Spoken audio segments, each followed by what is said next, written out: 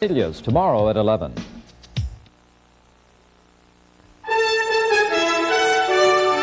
This is the CBS Evening News. Dan Rather reporting. Good evening.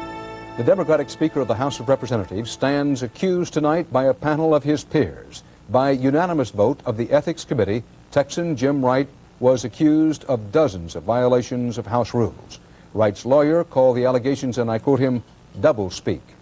But there is no doubt now that the man who is second in line to the presidency is facing a battle for political survival. Details from CBS News national correspondent Phil Jones.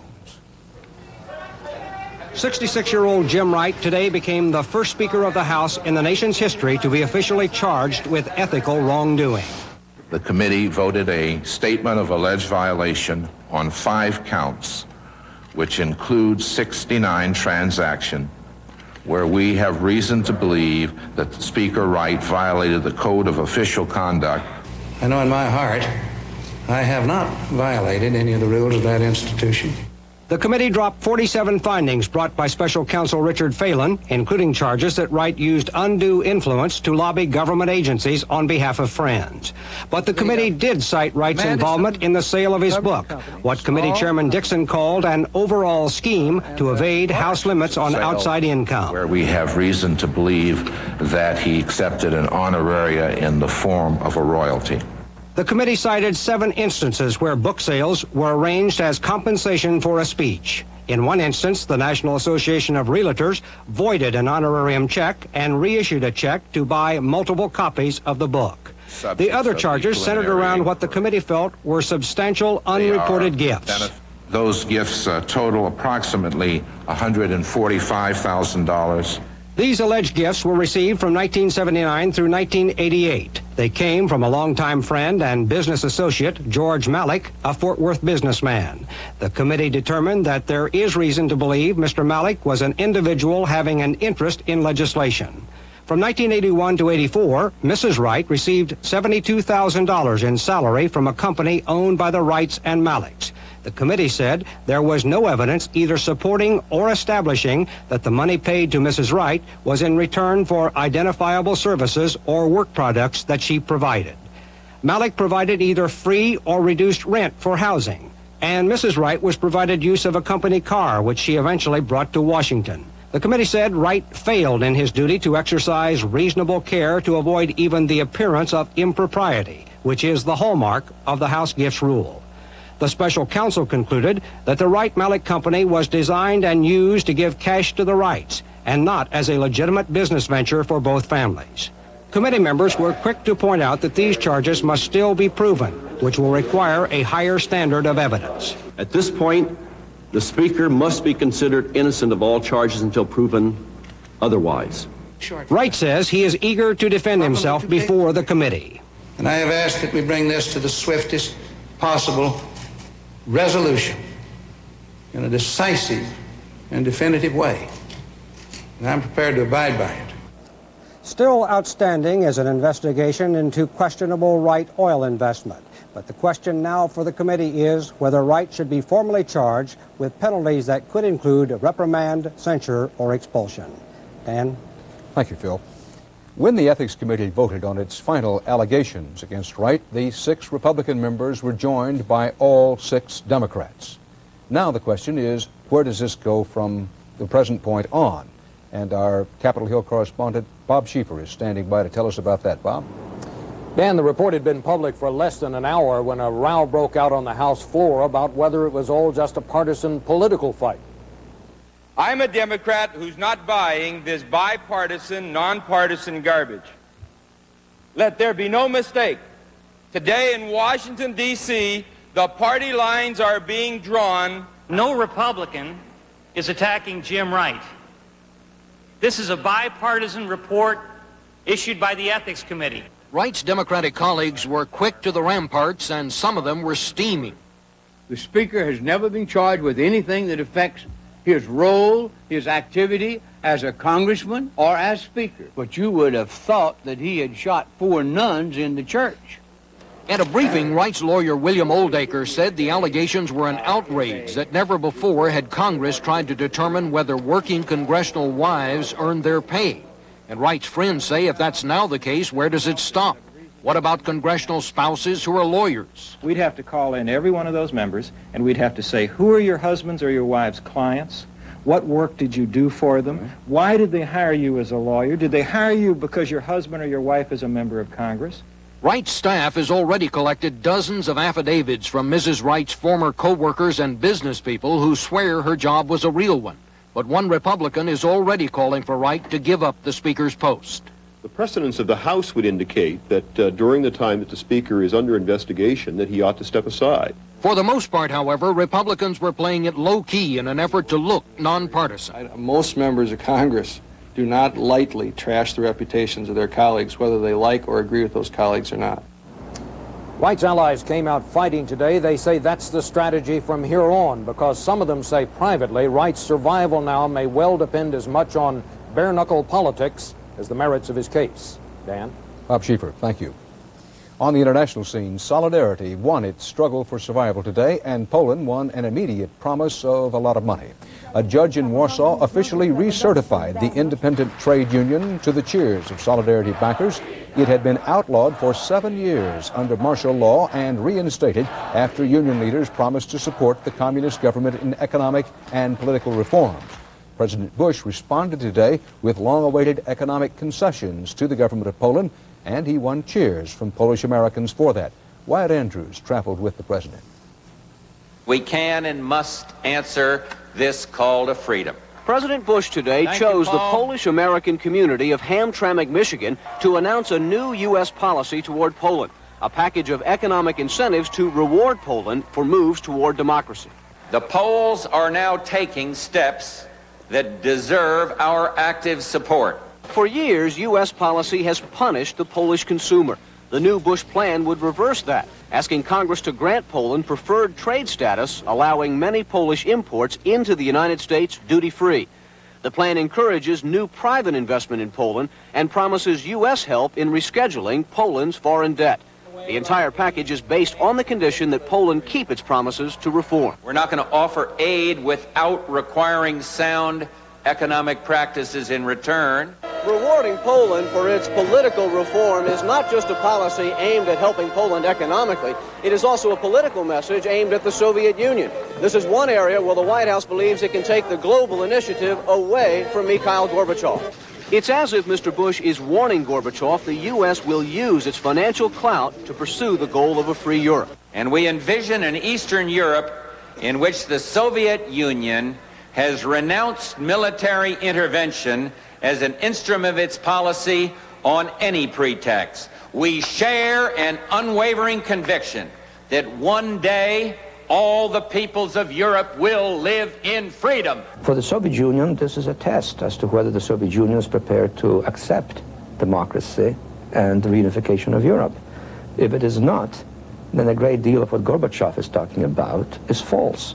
Despite the political show in Michigan, there are complaints today's package is not enough. But the White House thinks the U.S. was burned in the 70s when it gave Poland cash grants and now wants to force Poland to earn the money. Wyatt Andrews, CBS News, Hamtramck, Michigan. And still to come on the CBS Evening News, Tom Fenton on the worst days ever in war-savaged Beirut. And Susan Spencer on psychiatry in the nursery, the growing field of shrinking baby.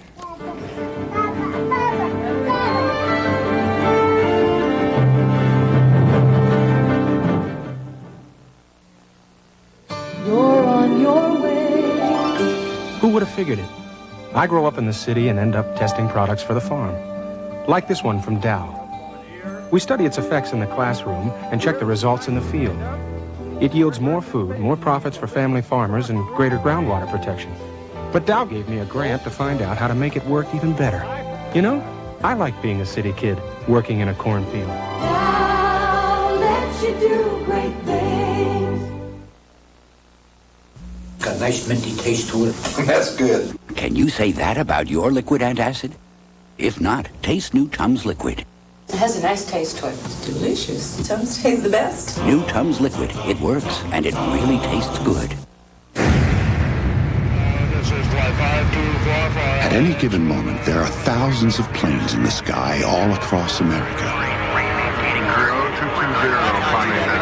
At Raytheon, we've developed a totally new display, combining the fundamentals of air traffic control with the most advanced electronics to give the clearest picture of the sky ever put on a screen. To help keep the skies safer than ever into the next century, Raytheon, where quality starts with fundamentals. Ordinary windows versus windowscaping. Windows, windowscaping. Windows, windowscaping. See the windowscaping experts only at the Pella Window Store.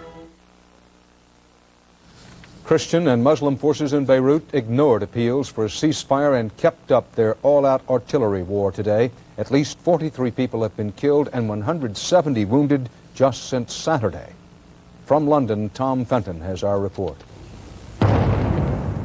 The last 48 hours in the Lebanese capital are the worst ever. 5 centuries of Christian-Muslim blood feuding and 15 years of civil war seem to be culminating in a showdown. For every shell the Christians fire into the Muslim sector, they receive 10 in return. Ambulances careen through the streets on both sides, gathering up the dead and injured. The heaviest fire comes from the so-called Syrian peacekeeping forces. Nothing is spared, neither places of worship, nor children, nor old people. Beirut is running short of everything except ammunition. There's no more regular water supply to fight fires. Electricity has been cut. Gasoline is rare. Most of Lebanon's fuel supply has been destroyed by the guns of the Muslims and their Syrian allies. The population has been living underground for 40 days and nights. Nerves are stretched to the breaking point. The most dangerous time is when people come up for air. There is no way of telling when the shelling will start again. One shell landed in the middle of the Spanish ambassador's Sunday dinner, wounding him and half his family. Surgeons were unable to save his life. Somewhere in the midst of all this carnage are the 9 American hostages who are now in greater danger. Thousands of civilians are fleeing to the Israeli border, seeing the Israelis as the lesser of 2 evils. All this is happening now because the Christian general who heads Lebanon's small official army has surprised everybody by trying to kick out the Syrians and reunite his country. His only hope of doing that is to enlist outside help. I ask for the help of the Western countries, of the democracies in the world, because they are threatened by this terrorist country. The State Department said today it was appalled by all the indiscriminate shelling, but made it clear that a verbal rap on the Syrians' knuckles is as close as it wants to come to involving the U.S. again in the nightmare of Beirut. Tom Fenton, CBS News, London. Also in London, the British government ordered a special inquiry into the weekend disaster at a soccer stadium. Correspondent Anthony Mason reports on that. Again today, soccer fans filed into Liverpool Stadium. They turned the field into a flower bed, the goalposts into a shrine. The 94 dead were identified today, among them 34 teenagers and a 10-year-old boy.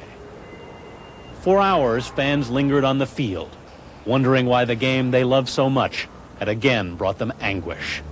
For years, fan violence has caused embarrassment, even death. Fences were built to rein hooligans in. On Saturday, those fences stopped trampled fans from getting out.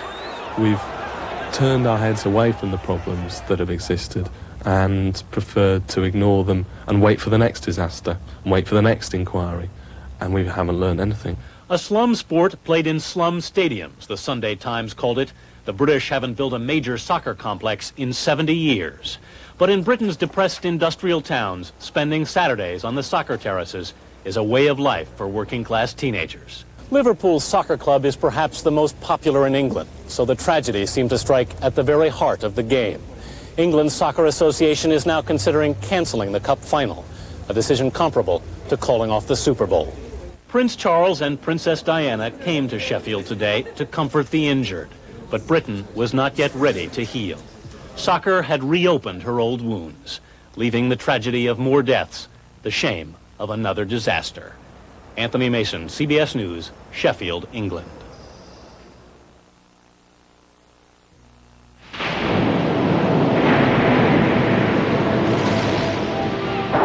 Thousands of years ago, the world was introduced to a vehicle that could travel in some of the worst weather and hold plenty of cargo.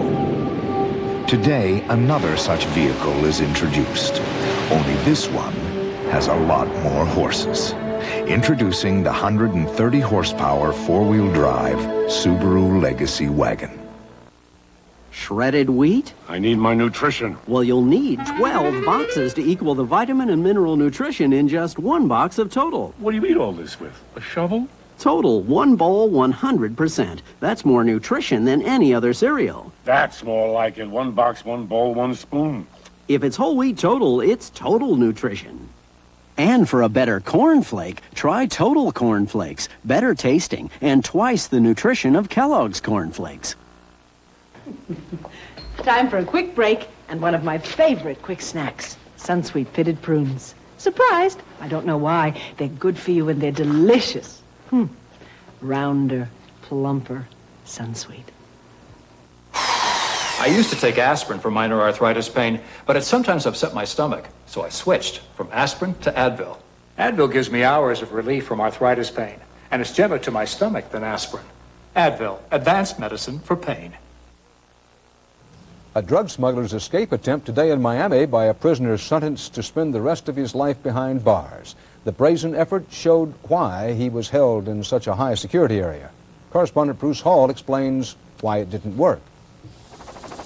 It was supposed to be a daring helicopter escape by millionaire drug kingpin and former offshore powerboat racing champion Ben Kramer. About 50 prisoners were in a high-security exercise yard at a federal prison in Miami when a helicopter swooped down. Was hovering very briefly. Mr. Kramer jumped on the side, and as it began to take off, one of the props caught the top of the security fence. Authorities believe a number of other prisoners tried to grab a hold of the chopper and climb aboard. The additional weight may have kept the pilot from clearing the security fence. The pilot, identified as Charles Stevens from the West Coast, was critically injured. Kramer may have jumped clear before the chopper hit the ground. He has internal injuries and a fractured ankle. The two-time offshore powerboat racing champion was serving a life term without parole for being the leader of a huge marijuana trafficking ring in Illinois and was facing more charges in Florida. The Federal Metropolitan Correctional Center houses some of the nation's best-known drug traffickers. Security is extremely tight, and this is the second time a helicopter escape plot has been foiled at this prison in the past 3 years. Bruce Hall, CBS News, Miami. More trouble today for bankrupt Eastern Airlines. Customs agents in Miami seized an Eastern 727 after finding 75 pounds of cocaine in a bag not listed on the manifest. Eastern also was fined $1.2 million.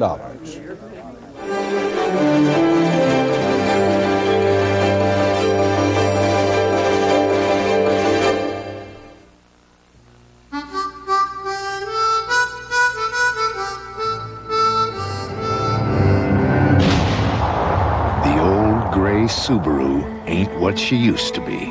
Introducing the Subaru Legacy. Good friends and good food, but my stomach aches. My party. And Mylanta too. Double strength Mylanta 2 with nearly double the acid neutralizing power of any leading regular strength brand. Because my life takes Mylanta 2. Let me show you a Puerto Rico most people never see. I know a tiny village where the songs of my ancestors fill the air. I know a country inn where the morning coffee is yesterday's harvest.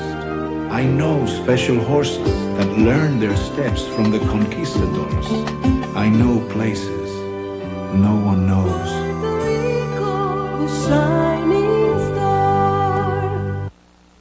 When you weigh one diet against another, consider this. If you don't get enough protein when you diet to lose fat, you might lose muscle. Protein can help you keep muscle while you lose fat. And Special K has the highest level of dietary protein available in a cereal. So exercise your good judgment too. Include this Special K breakfast in your balanced diet. And make a firm commitment to your body. Special K. Keep the muscle. Lose the fat. A recent poll in West Germany showed a large majority of people would prefer to forget all about the Nazi era. This week, there's an unavoidable reminder. April 20th, the 100th anniversary of Adolf Hitler's birth. Doug Tennell reports from West Germany. In the Alpine Valley that was once his favorite place, there is no trace of Adolf Hitler today. There is no sign that here, in what was the Camp David of the Third Reich, is a pile of rubble that was Hitler's house. No mention of the fact that Hitler once ordered a large picture window built just to frame this panorama. But tourists who stray far from the beaten track in Berchtesgaden still see the proof that Hitler may be gone, but is not forgotten in these ruins, and it is not only here. Extreme right-wing parties emerged victorious from recent elections in Berlin and Frankfurt and are now a potent political force nationwide. To take the steam out of this right-wing resurgence, Chancellor Helmut Kohl has just announced what he called the most important cabinet shakeup in post-war history. Ironically, the crisis is largely of Kohl's own making. German analysts say it was Kohl who insisted on a controversial gesture by President Reagan over the graves of Nazi stormtroopers at Bitburg. President Reagan's visit to this cemetery was intended to open the way for old wartime enemies to forgive and forget once and for all. But for many Germans, what it has opened is a Pandora's box containing the remnants of their Nazi past. Now Hitler is on the cover of a leading German magazine as the terrorist of the century. But inside, a poll shows that more than a quarter of West Germans think Hitler was not all bad. The poll warns admiration and respect for Adolf Hitler is increasing. The explanation most often heard is the Kohl government's inability to stem the flood of immigrants to West Germany. But some Germans believe the right-wing resurgence signals a much broader discontent. They are afraid of the situation in the cities. They are afraid of the situation on the street, etc., etc. And for this, they have a vote of fear. One politician cashing in on fear is former Waffen-SS soldier Franz Schönhuber. He is the new, acceptable face of fascism in Germany today, and his campaign speeches are dripping with Nazi nostalgia about the need to restore cleanliness and order in the fatherland. Schönhuber denies he is a Nazi. Is this Nazi tune? When I say he has a clean shirt, and I say I don't like people with a dirty shirt, am I then a Nazi? In the little town of Braunau, Austria, city fathers recently dedicated this stone memorial to the victims of fascism with the words, "Never again." There is nothing to show why they laid the monument here, but every German knows that this is the house where Adolf Hitler was born 100 years ago.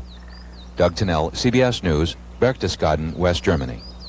In Massachusetts, this is Patriots Day, and they celebrated with the running of the 93rd Boston Marathon. Abibi McKinnon of Ethiopia won the 26-mile, 385-yard race, pulling away from Juma Ikonga of Tanzania with the time of 2 hours, 9 minutes, and 6 seconds. Ingrid Christensen of Norway, the world's fastest female marathoner, was the first woman to finish. Her time was 2 hours, 24 minutes, and 33 seconds.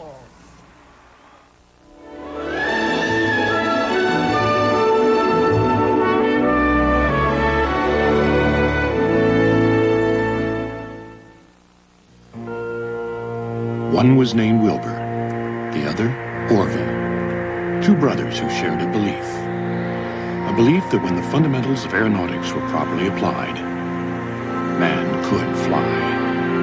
At Raytheon, we haven't forgotten their lesson. Consider the revolutionary new Starship from Beech Aircraft, a Raytheon company.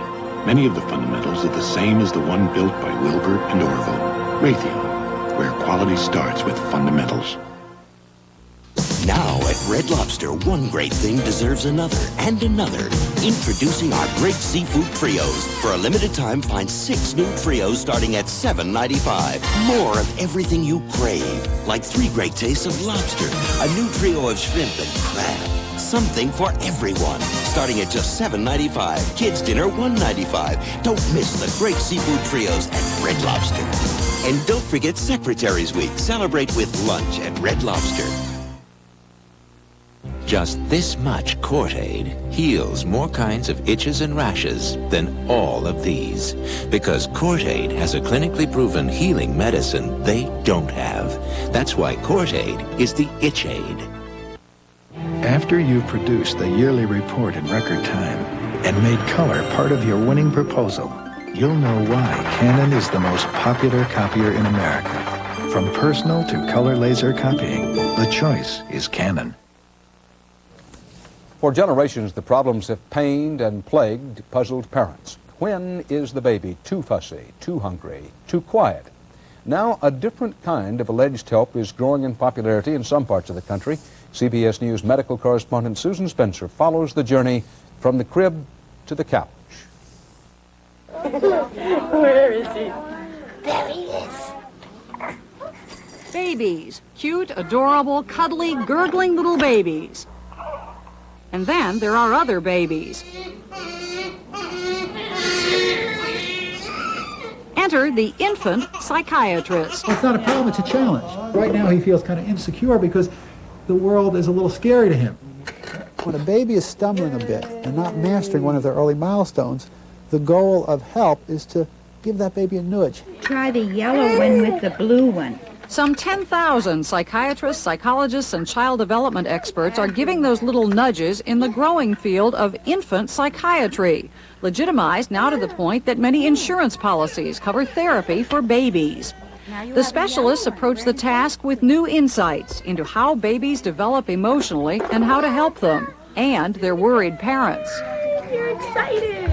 I think that adults are a little scared of babies. I think they're just a little scared of them, and they prefer to think about them as blobs. Infants and children are people too, and if they are hurting and we have a way of understanding that they deserve some help.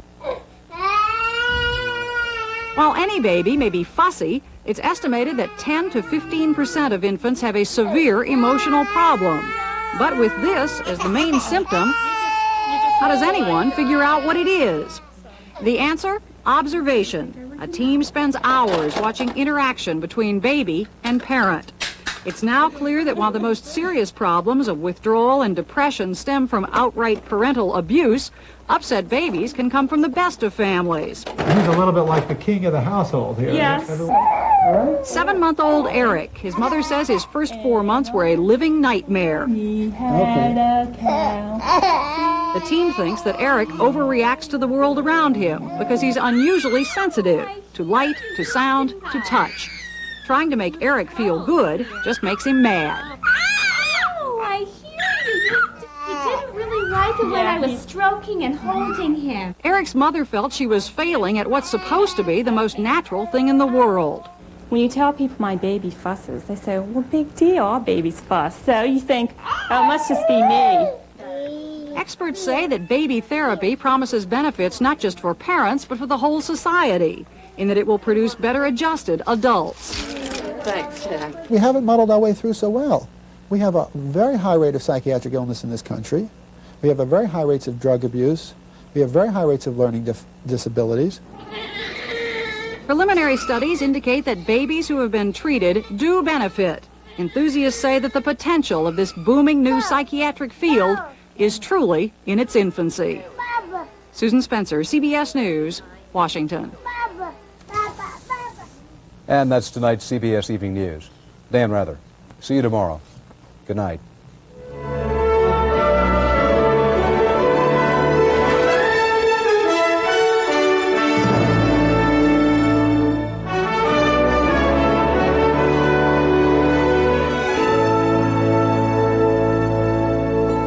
I'm Kathleen Sullivan. Tomorrow, reaction to charges against House Speaker Jim Wright. Also, Shirley MacLaine joins us tomorrow on CBS This Morning. This is CBS.